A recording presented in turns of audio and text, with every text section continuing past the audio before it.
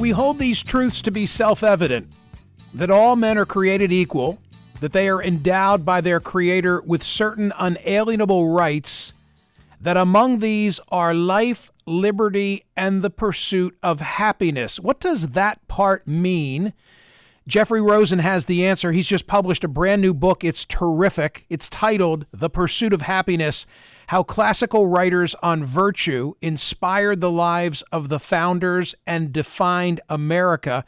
Jeffrey Rosen is, of course, the president and chief executive officer of the National Constitution Center. Congratulations, Jeffrey. Thank you for being here. So I thought this was really a labor of love on your part. You not only answer all the questions, but you tell us about your process, not the least of which is that you found a Jefferson reading list from 5 years before he wrote the Declaration of Independence, and then you read all those books. Tell me about it. Thank you so much, Michael. It's wonderful to be here. It was a labor of love. I found this reading list, and at the top of it was a book I never heard of by Cicero called the Tusculan Disputations. And it turns out Jefferson would send a passage from this book to anyone who asked him when he was old, what's the true meaning of happiness? And the passage basically says, it's tranquility of mind and avoiding extreme emotions that allows you to be your best self and to serve others. So during COVID, I thought I should read this book because I'd never heard of it, and what else to read? And as you say, I found that reading list, which again, Jefferson had a knack for advice and kind of self-help. And he would send this reading list out to kids who were going to law school and friends of his. And in the section on ethics or religion, I saw all these books of ancient moral philosophy that I'd never read. Cicero, Marcus Aurelius, Seneca, Epictetus, and some Enlightenment books too. So during COVID, I set out to read the books. They completely transformed my understanding of the pursuit of happiness, of how to be a good person, how to be a good citizen. And I'm so excited to write about that journey in this book. I'm embarrassed as an attorney. I am completely, I was wrong in how I interpreted those words. Until I read your book, I did think it was pursuit of pleasure. I had no idea that they intended it, they, the founders, Jefferson in particular, as a pursuit of virtue. Distinguish between the two. You put it so well. For the founders, happiness was not feeling good, it was being good. It was the pursuit of virtue, not the pursuit of pleasure. And by the pursuit of virtue, they meant, we would call it self-improvement, self-mastery, character improvement, being your best self. Really, emotional intelligence is the modern word. And I'm embarrassed too that I hadn't known about this. It was hiding in plain sight. This is not some secret meaning, but I read all the documents that Jefferson relied on for the phrase, the pursuit of happiness. Christian theologians, civic Republican writers, legal writers, and those ancient philosophers, all of them use the phrase, the pursuit of happiness. All of them interpret it in this classical way. It turns out that this was the basic understanding of the pursuit of happiness for almost all of Western history, and it just dropped out of our culture sometime in the 20th century. The intention is not to say, go out and do whatever makes you happy, whatever gives you pleasure. If you want to drink to excess, you have a right to do it, or to put some toxin in your body, or to lead your life in whatever fashion you see fit. But rather, you use the word in the book, and I don't know if it was a word that they would have used, but you use the word mindfulness. Yes, it's not a word they would have used, but it's very central to their understanding. And there are deep connections between the classical and ancient understanding of the pursuit of happiness and Eastern wisdom traditions like the Dhammapada and the Bhagavad Gita, which do use terms like mindfulness. And it turns out that the founders knew it. John Adams was so excited to have learned that Pythagoras, the founder of Greek moral philosophy, was said to have traveled in the East and read the Hindu Vedas. And the wisdom of the East, that we are what we think and life is shaped by the mind, is mirrored in the Stoic wisdom that we should focus on controlling the only thing we can control, which is our own thoughts and actions, and not have attachment to externals, not try to control the reactions of others. And if we just tend to the light within, then we can achieve tranquility and happiness. So in my pursuit of virtue, not in my pursuit of pleasure, but in my pursuit of virtue, what responsibilities are attached? What do I owe Jeffrey Rosen in your pursuit of virtue? well, you don't owe anything to me, but you owe something to yourself and to the eternal harmonies of the universe to live according to reason and nature, and to repress your anger and your fear and your jealousy and all those unproductive emotions that divide you from other people, so you can align with others and connect to others and serve others. So in that sense, in order to be a good citizen, you have to first be a good person. The founders drew this connection between personal self-government and political self-government. And unless you and I can avoid tweeting our angriest response and being guided by our immediate impulses, unless we can have sober second thoughts, we're not going to vote wisely, we're not going to make good choices, and we're not going to productively be able to deliberate with others. This is why, for the founders, this moral psychology was a central part of their political philosophy, and the whole project helped me understand the Federalist Papers and the Constitution in an entirely new light. Jeffrey Rosen's new book is titled The Pursuit of Happiness: How Classical Writers on Virtue Inspired the Lives of the Founders and Defined America. It's a great read. So you walk through in several chapters a number of the founders, and you apply the lessons of their lives to this subject. For example, Benjamin Franklin had a list of virtues. Thomas Jefferson had canons of conduct. What would I find, or what did I find when reading your book in each of those, the canons of conduct, the book of virtues? Start with Franklin. He when he was in his 20s, he resolved to achieve moral perfection. And he made a list of 13 virtues, and they included temperance, prudence, order, cleanliness. He saved the one he found hardest for last, which was humility. A Quaker friend told him to add that one. And he made a chart, and every night he resolved to work on a different virtue and to put an X mark when he fell short. He tried this for a while. He found it depressing because there were so many X marks, but he thought he was a better person for having tried.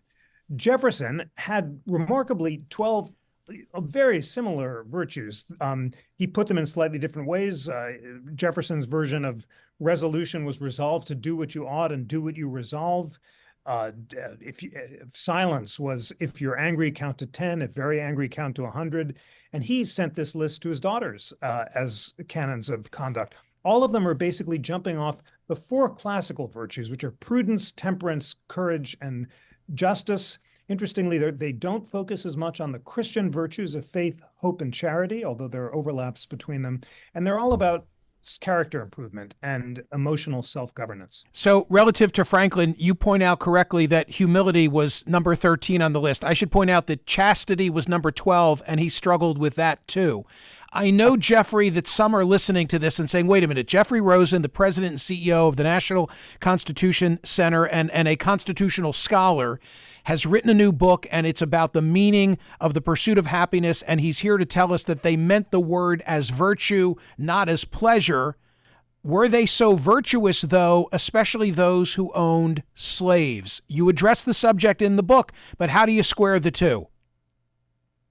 It's a crucial question, and the answer is you can't square it. And the surprise, though, is they didn't try to square it. The founders recognized their own hypocrisy. And Patrick Henry said, "Is it not amazing that I, who believe that slavery..."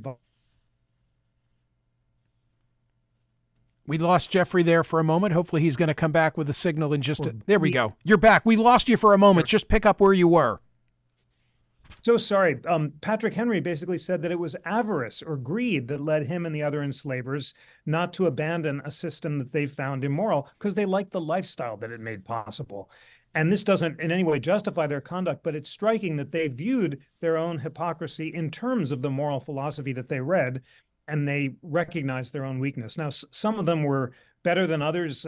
Franklin himself freed his enslaved human being, Peter, and he became a leading abolitionist. Washington freed his own slaves on his death. Jefferson was really the worst of the bunch in terms of his hypocrisy, and he only freed his own children by Sally Hemings on his death. His other enslaved population was sold to pay his debts, and he knew it too, and he recognized his hypocrisy. Jeffrey, in bringing this to more current times, you point out that the pursuit of happiness became the pursuit of feeling good in the 1960s? If the 1960s were a decade of feeling good, not a decade of virtue, where are we today?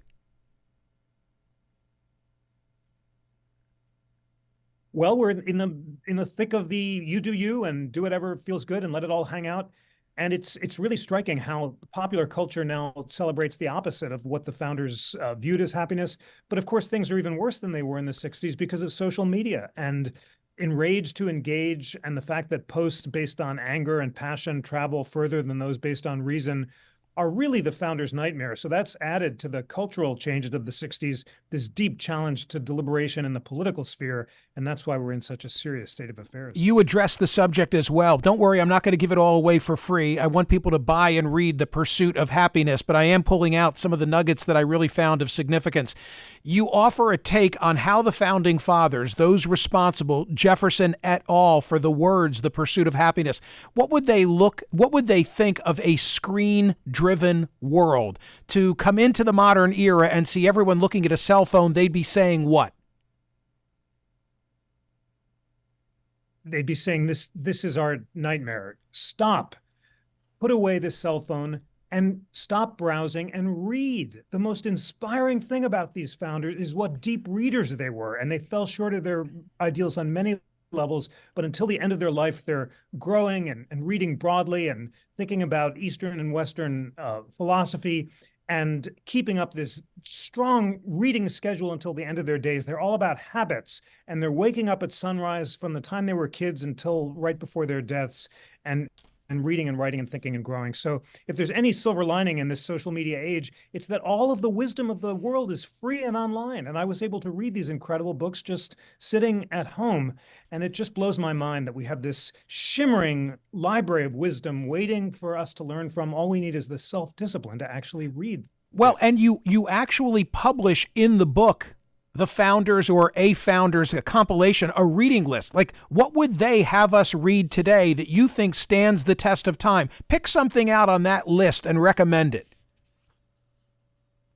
Well, it's all great, and I recommend that everyone check out all 10 books in Jefferson's reading list. If you want to read the ancient philosophy, Marcus Aurelius is a great place to read for the Stoics. He's really accessible.